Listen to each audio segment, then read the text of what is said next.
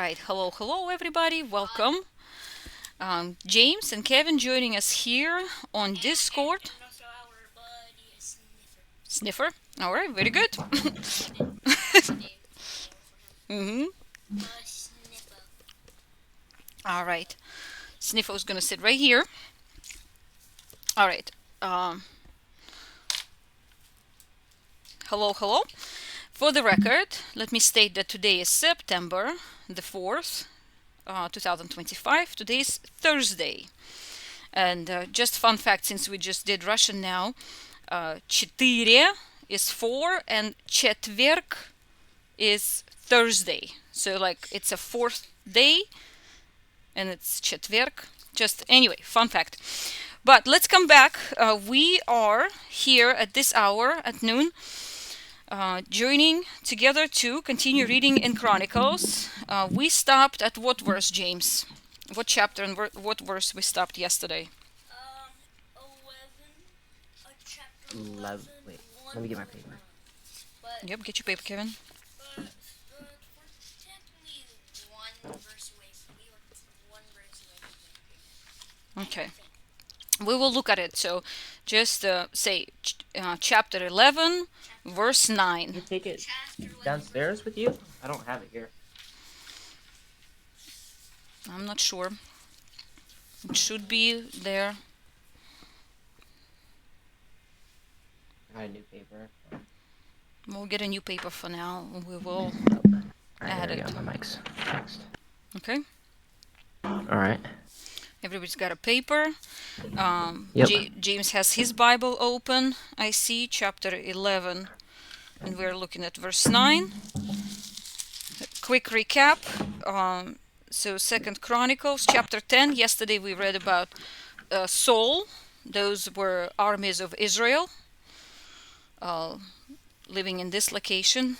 Were defeated by the Philistines because Saul disobeyed God in many different ways, more than just, like we mentioned, going to Oh, necromancers. sorry, what chapter? 11, Okay, got verse it. 9. That's where we stopped. Also, necromancy is basically like talking to the dead, right? Exactly. And we don't want that. Nope. We literally do not want that one bit. Nope, not whatsoever. You're absolutely right. Thank you, James. All right, and so chapter 11, we see that David, so I'm pointing out to the map, I'm opening it on the screen also. Let me screen. Oh, so I'm looking at this. Так, yes. So we see David was in Hebron. There is Jerusalem. And just a little bit below is Hebron. Okay. Near the Dead Sea. Yep. You see also map on the screen, right, Kevin? Did it show up? Yep, I see it. Yes. So and Hebron is right here. Jerusalem is right here. Gath. You see Gath, Goliath of Gath. We know he was in this area. And so this is Philistia, Palestine, and Philistines. So this is what we are looking at. Okay, guys, it's very relevant to us today. This is an area where we talked about, in chapter 10, there was a battle.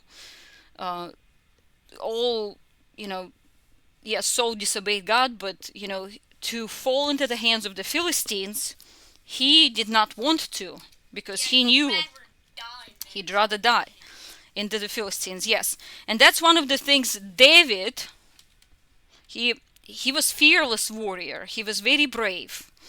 And we see that people, so he used to just govern people in Judea, this part. So we read in verse 1 that Israel, meaning everybody from here, came to David, since Saul is gone now and his sons, and they wanted David to be a king all over all this area.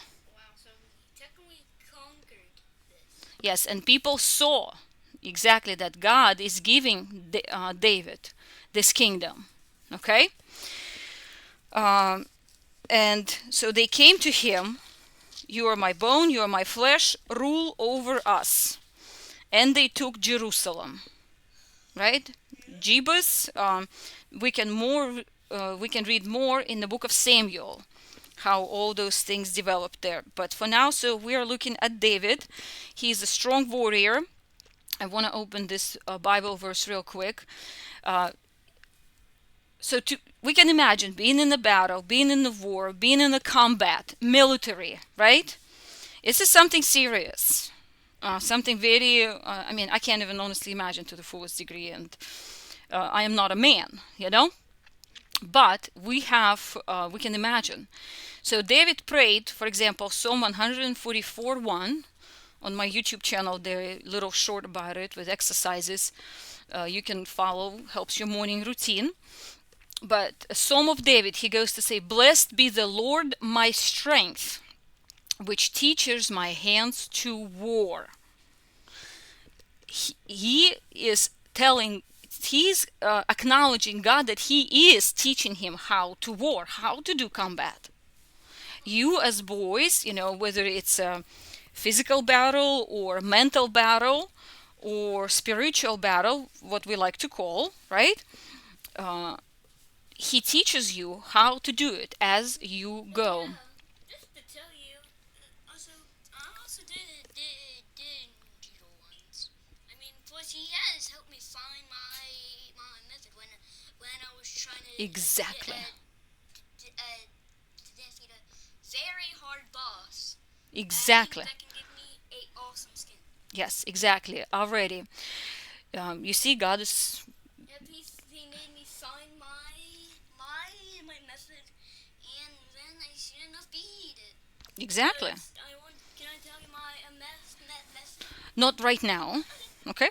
But the point is that you see God helping you, finding the way, right, Kevin? And you saw that also in your own life, and you see God using you to be help and blessing to somebody. That's you are helping somebody to battle their battle. You understand, right, Kevin? Does that make sense? Mm-hmm. Yep, it does. Yes, and he goes in here to my fingers to fight, and so he continues on. So I'm switching back to Chronicles chapter 11. So David's life can be divided in three portions. Before he came to King Saul to play on the harp, when Saul was in a bad mood, evil spirit came upon him. They called David, and David played on the harp and made feel Saul better. Before he came to be in the court of Saul, he was a shepherd boy, and that's at the time when he was anointed. When he faced Goliath, he was about 17 years old, Kevin, about your age. Mhm. Imagine that.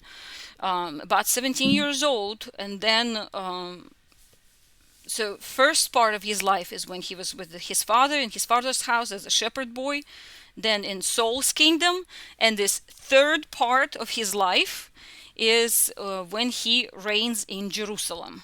So he becomes a king. So you see, God worked in his life already in his young age. But when he first got anointed, when he was a young lad, like you guys, he didn't become a king first right away then.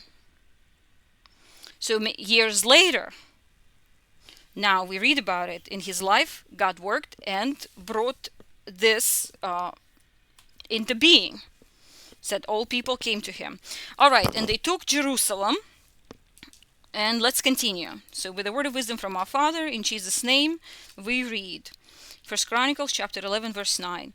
So David waxed greater and greater, for the Lord of hosts was with him. So that's one thing David never forgot in comparison to all the other kings that he was compared to. 10. These are the chief of the mighty men whom David had, who strengthened themselves with him in his kingdom and with all Israel, to make him king, according to the word of the Lord concerning Israel. And this is the number of the mighty men whom David had. So his armies. Which is Saul. Not yet. Not yet. Solomon is not even born yet. Oh. Yep, so Solomon is not born yet. David doesn't have any children yet. He's just now becoming a king. And, well, I'll take that back, but not Solomon. Okay? Well, Also, I like about the Bible because Solomon is literally like the last, like the last name, Mm-hmm. or however you say. Yes. Uh-huh. Yes, indeed it is. And named David, that reminded me, as a matter of fact, well beloved. Yeah, named David means well beloved. Did you hear that, Kev? Yep, I heard you. Mm-hmm. So yep, I remembered. I was going to look in the dictionary, but I remembered. All right, let's continue. So all his mighty men. I'm gonna be patient with me as I try to pronounce these names. Okay, I scroll for you, Kevin, right here. If you're looking or you have your own Bible there to follow, Mm-hmm. we'll be taking notes. Jashobim and Hachomanite. That's a location, Hachomanite, the chief of the captains. He lifted up his spear against 300 and slain by him at one time. 300 was able to take on. Mm. And after him was Eleazar, the son of Dodo, the Ashatite. Dodo. Yes, Weird name. yes. Who was one of the three mightiest. He was with David at Pas Damim, and there the Philistines were gathered together to battle, where was a parcel of ground full of barley, and the people fled from the Philistines. Yes, they kept really. Um, Philistines, it's always ongoing battles with them. Так. Lentils, therefore the fleet contained both, and the accounts. Так, 1 Samuel 17:1. Battles there. We can go read some more, but let's continue. Так. And they set themselves in the midst of the parcel and delivered it, and slew the Philistines, and the Lord saved them by a great deliverance. So time and again, God helps. And there of the 30 captains went down to the rock of David into the cave of Adullam, and the host of the Philistines encamped in the valley of Rephaim. Rephaim, it's connected with the giants. Rephaims, in the Hebrew language word Rapha, one of the great among Nephilim, like Anak, talking about giants. So that's who they had to face. And David was then in the hold, and the Philistines' garrison was then at Bethlehem. And David longed and said, "Oh, that one would give me drink of the water of the well of Bethlehem that is at the gate." So here they are gathered at this battle, and David said that, "I wish I could have something to drink from the waters of the Bethlehem." And of course we know Bethlehem, right? Yeah, it's a beautiful town. It's a beautiful town. What's so special about Bethlehem? Because Jesus was born there. Exactly, exactly. Do you remember what Bethlehem means, Kevin? No, I don't know the meaning now. House of bread. Bethlehem means house of bread. Right. Yep. And so Jesus is bread of life there. And David was also from Bethlehem. So it's his home place. He must have longed for house, for his home, and, had this moment of nostalgia, like you like to say, and said, "I wish I could drink some water from Bethlehem." And going to be an interesting lesson, honorable lesson from the following reading, so stick with me. Так. Verse 18. Let me scroll from verse 18. And there break through the host of the Philistines. And the three, so his three mighty men. Sorry, couldn't read. And the three break through the host of the Philistines and drew water out of the well of Bethlehem, and was by the gate, and took it, and brought it to David. And they were so devoted and were ready to sacrifice his life not on one occasion for him. So they're great companions. and brought it to David. But David would not drink of it, and he poured it out to the Lord. Why would he do that, right? Why they did that? They brought this water to him, James. Why he poured it out, do you think? What do you think he's going to say? Let's see, right? 19. And said, my God forbid it me. He said, God forbid that I should do this thing. Shall I drink the blood of this man that have put their lives in jeopardy? For with the jeopardy of their lives they brought it. Therefore he would not drink it. Pause real quick. What is basically Jeopardy?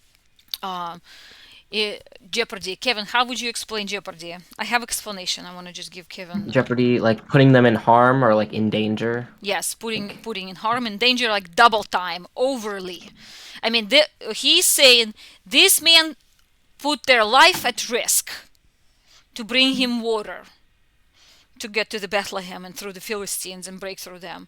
And he said, this is, I can't accept that. It was, it was almost, he saw it as sacred, and he poured it to the Lord.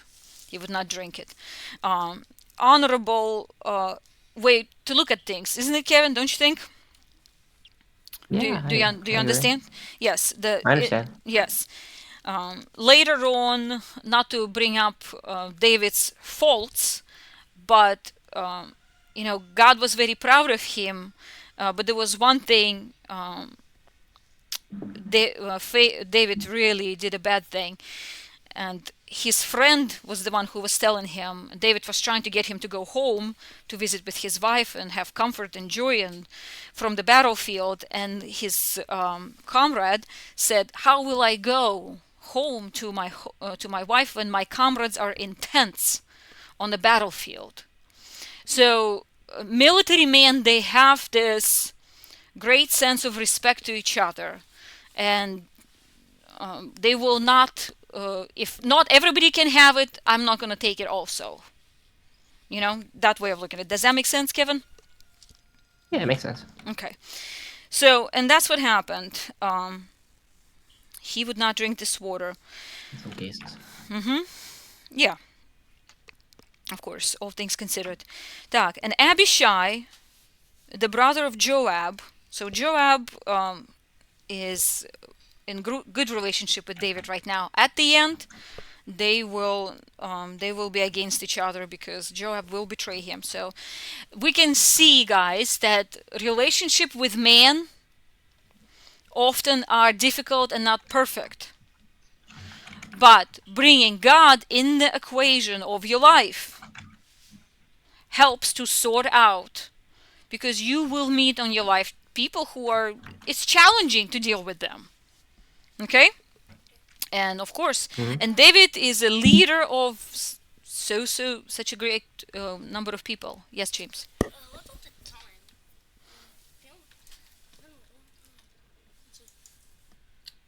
Oh, okay. No problem. Alright, so we still have a ton of time. Yep, let's read and see. Okay. Oh yeah, just to tell you, I am having fun. I'm happy. I'm glad to hear that. I love you guys. Okay, so in Abishai, the brother of Joab, he was chief of the three for lifting up his spear against 300 and slew them, and had a name among the three. So he was famous, he was respected. And of the three, he was more honorable than the two, for he was their captain. Howbeit, he attained not to the first three. One of the three, he was more honorable of the two. Howbeit, he did not attain to the first three. He was not as great as the first three. In comparing them. So they're all great warriors, but definitely. 22. Benaiah, the son of Jehoiada, the son of valiant man of Kabzeel, who had done many acts. He slew 2 lion-like men of Moab. Also he went down and slew a lion in a pit in a snowy day. Phew. And he slew an Egyptian, a man of great stature, probably mixed in with giants, so they were still Gibber. Yes, as a matter of fact, valiant man. Word is gibber. I'm glad I noticed that. We gotta pay attention to that because, let me show you. So you see, it can be when you hear a word valiant. Am I pronouncing it correctly? I'm having a hard time pronouncing What word? this one. Valiant. Yeah, valiant. Valiant. Meaning is positive, right? I've never heard that one before. Possessing or showing courage or determination. You never heard that word before? Yeah. Yes. Oh, that's good that now we got a new word. That was verse 26. Came and write 11:26. 11. But looking at the dictionary, you see, if we just Google now, valiant, yes, valiant. It's courageous and strong, and that's how I knew this word. But Oh, never here, mind. I've heard that before. yeah, and this one is I was thinking gibber. something else. Gibber in the Hebrew language. Giant. So you see, it's meanings, words. Definitely, that's why I always encourage, if you're a Bible student, you always have a dictionary. Так, check this one out. 5 cubits high. 5 cubits high. Cubit is, let's say, 20 inches. 20, and it's 5 of them. 100. 20 inches. 100 inches. Am I counting right, Kevin? I have no idea. Okay, jot on the paper. Cubit. Cubits.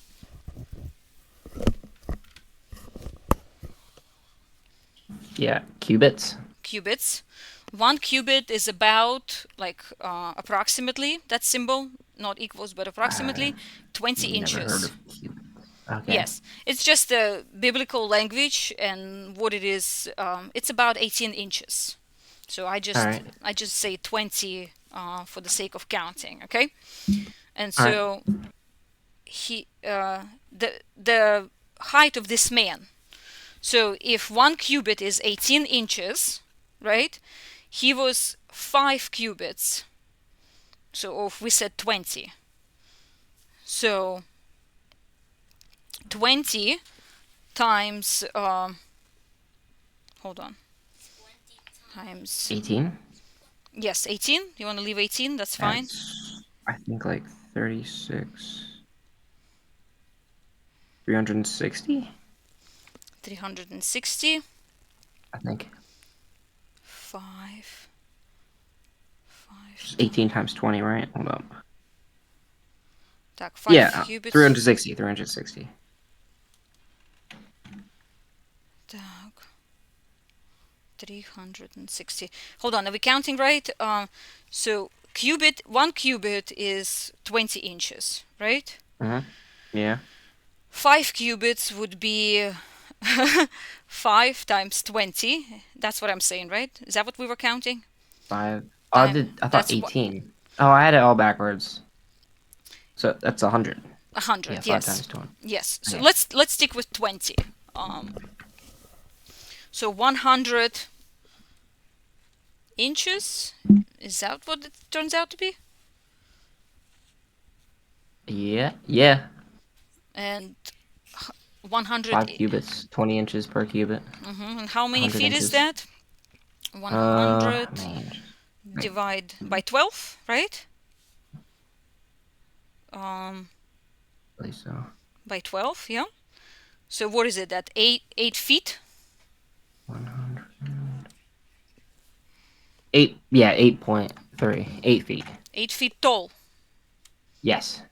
8 feet tall. You see, we did math right here. 8 feet tall. Can you imagine? I am Pretty tall. 5. It's like up to the ceiling, over the ceiling, James. This tall giant. Can you imagine somebody this big? Так. So that's who they dealt with. Just this guy. All right, let's continue. Verse 23. In the Egyptian's hand was a spear like a weaver's beam. Weaver's beam, it's 25 feet long. 25 feet long. 25 feet long. What is 25 feet long, Kevin? Wait a minute. Pause. What is 25 feet Yes. long? His spear was 25 feet long. Okay. I've seen something like You that. said verse 23? Just to tell you, Yes. there's a game called Tabs, which stands for Totally Accurate Battle Simulator. And there was a character which had like a 25 feet long spear. Wow. It's kind of surprising that some games can actually help you. Well, Especially that's that's kind of rare.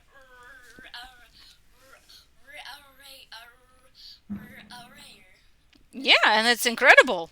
Yeah. Yesterday we were talking about Dagon. Was it in Jujutsu Kaisen, Kevin? Yeah, JJK. Remember Dagon and the Philistines? That's who they worshipped. And this guy is 25. And the statue was like a fish-looking monster. Yes. And in the anime, Dagon was a fish. Yes.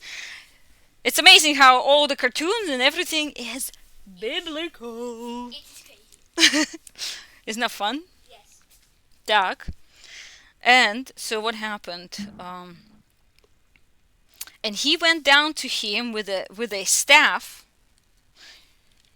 and plucked the spear out of the Egyptian's hand and slew him with his own spear. He took his spear and killed him with his own spear. Well, it was the enemy he's defeating. There is talking about all the great acts of David's mighty man, all the courageous acts that they showed themselves. They're battles, boss battles, just like we like to watch them. So, but all real stuff. Так. And these things did Benaiah, the son of Jehoiada, and had the name among the 3 mightiest. Behold, he was honorable among the 30, but attained not to the first 3, so not as great as the first 3. And David set him over his guard. And valiant men of the armies were Ashel the brother of Joab, Elhanan the son of Dodo of Bethlehem, Shamoth the Herorite, and as you can see, Kevin, from verse 27 and down, it's all names. Okay, you see that? Great list. See it? Так, we're not gonna read them all. Okay. We will go on to chapter 12. All right. Just a few minutes left. Well, you set a timer? I will just keeping an eye on the clock here. Yeah. Okay. Just about 5 minutes and then we're gonna wrap it up. All right? Alexa, how much longer is left on my timer? You 5 have 7 minutes and 10 seconds Oh, left on okay. your I 10 got minute 7 timer. minutes. Okay, good. So, chapter 12. Now, these are they that came to David to Ziklag, while he yet kept himself close because of Saul, the son of Kish, and they were among the mighty men, helpers of the war. Well, Saul is gone now, so I'm going to have to worry about that. They were armed with bows and could use both the right and the left hand in hurling stones. We're not just can use the right hand, but were great at using both hands. How about that? Also, one question. Yes. What does this white thing mean? That we need some more calcium. Remember? I don't. Так. Just continue taking your vitamins regularly, okay? And eating. Take my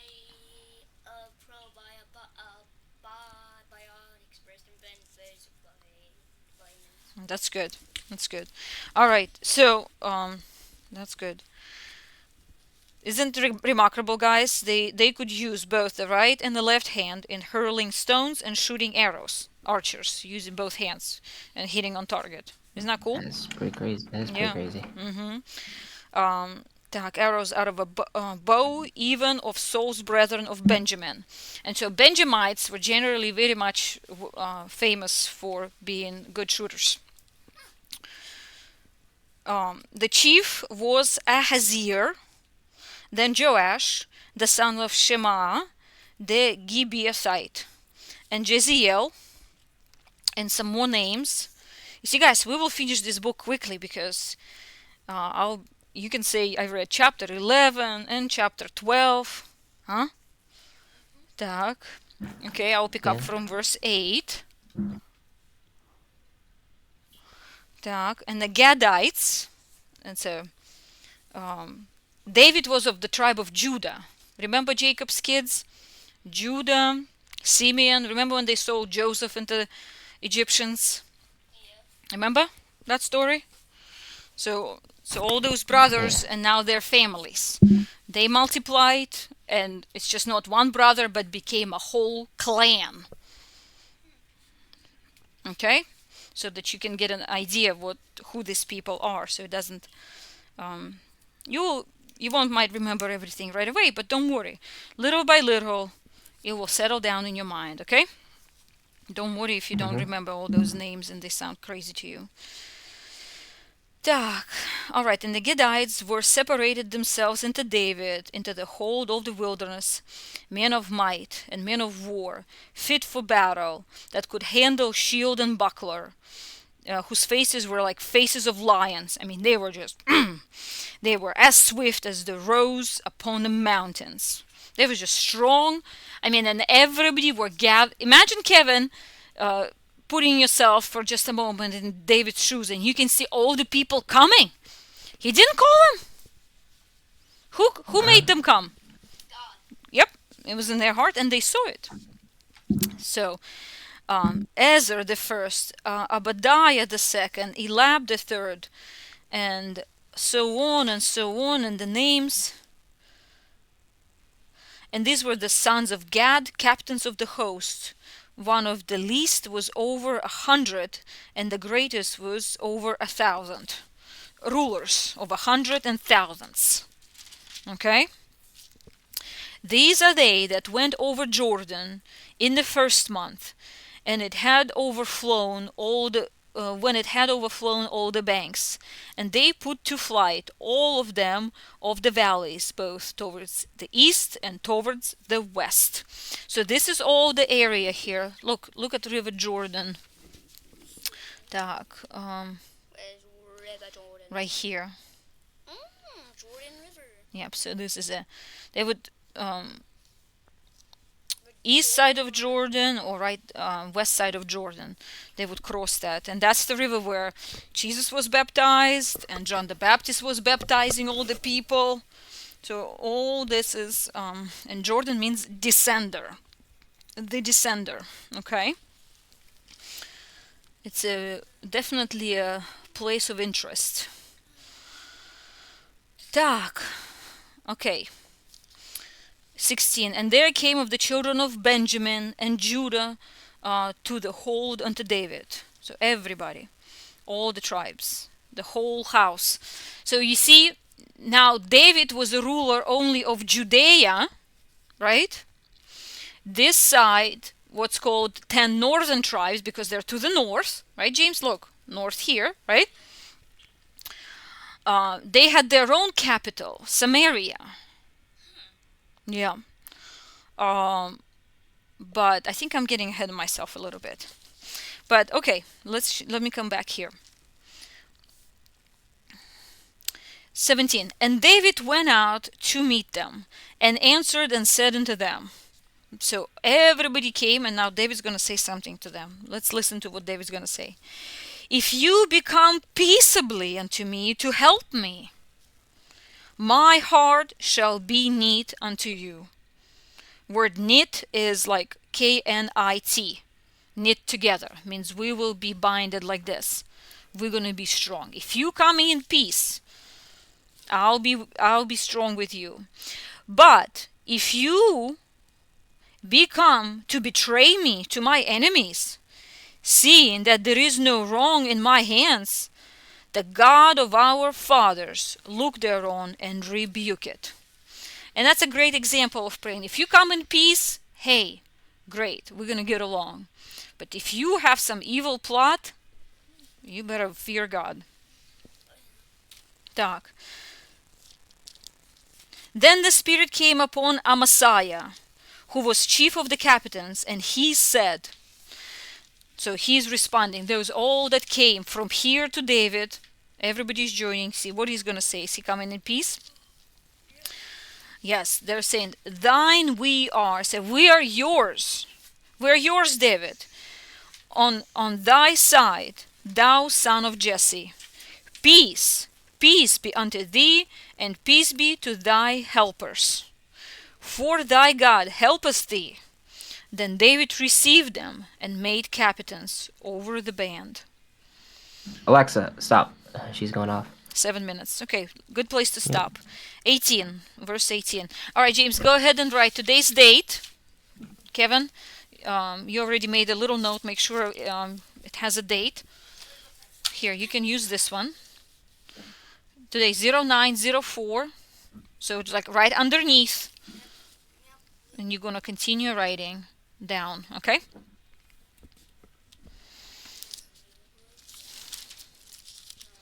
What was it? 8? Verse 8? 18. 18. Yeah. So we read 11, 9. So you write 11, colon, 9. Verse 18. And then you will write 12, colon, 18. That lets you know you read. That's what I have. I mean, in my book here, I don't go up to an 18. Chapter 12 doesn't go up to 18. It stops at 16. Oh. It seems like your thing's a little different. I was a little confused. I didn't say anything, though. Are you in First Chronicles? My mom? Or maybe Second Hold up. Chronicles? Am I? Oh, wait. Am I Okay. on the wrong page? Cross neatly and correct nicely. Yep, nice. Just write 5. How am I kind of forgetting how to write 5? Anyway, I found it. We're good. I think you're just, for a second, something happened. I don't know. I was looking at the next chapter. That's good. Oh, you were Flip the looking. page. Oh, okay. Okay. And you write First Chronicles, just like this. 1. That's a Roman number 1, remember?